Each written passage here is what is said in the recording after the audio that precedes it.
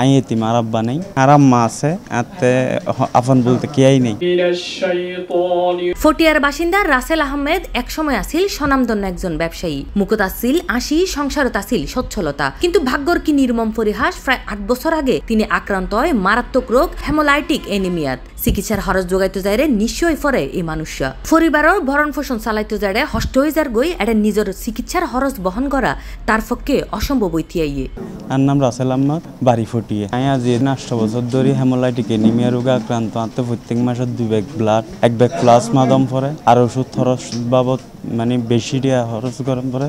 অসহায় অবস্থাত বোধজনের দরজাত ঘুরিয়েও কাঙ্ক্ষিত সহযোগিতা ন পায় মানুষ।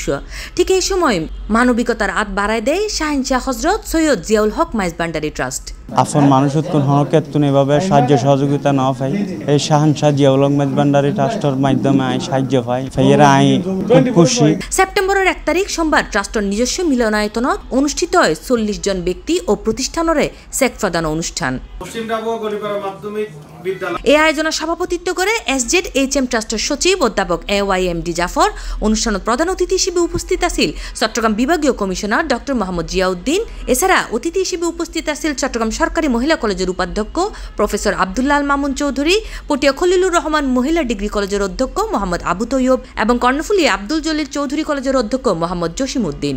বলছিলাম যে জিয়াউল হক মাইজভান্ডারি রহমতুল্লাহ আলাইহি তিনি আমার কাছে মনে হলো তিনি সুফি পন্থের যে বিপদগামিতাকে মানে বিষয়টা থাকে আমি ওখানে শুনে বুঝলাম যে তিনি কিন্তু সেটাকে মানে ওই পথটাকে সরিয়ে ফেলেছেন। এই কাজ শুধু যে আমাদের ট্রাস্ট অধীনস্থ মানুষের জন্য শুধু নয়, মাইজভান্ডারি পরিমণ্ডলের জন্য শুধু নয়, আবার শুধু মুসলমানদের জন্য নয়।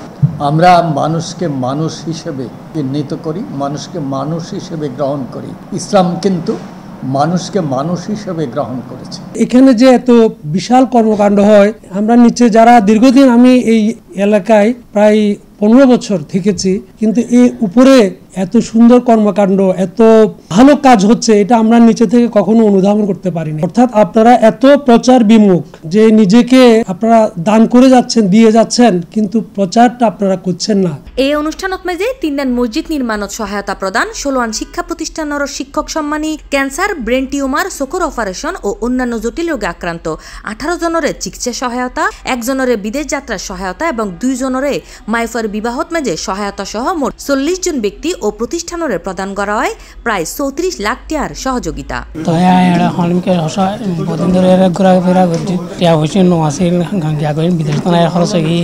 চিকিৎসা করি না তো লাস্টে ঘোরাফেরা করতে করতে ক্লিনিক ফাউন্ডেশনত খবর হয় রেডাইছি। আর মাইয়ার বিয়ে উপলক্ষে বিয়ের লাই বলে শাহিনশাহ কদাজিল আজিজ ট্রাস্ট যে সহযোগিতা দিয়ে ইনল্লা বলে আই বাবা জানার কদমের মধ্যে শুকরিয়া আদায় করি। C+ TV Chittagong.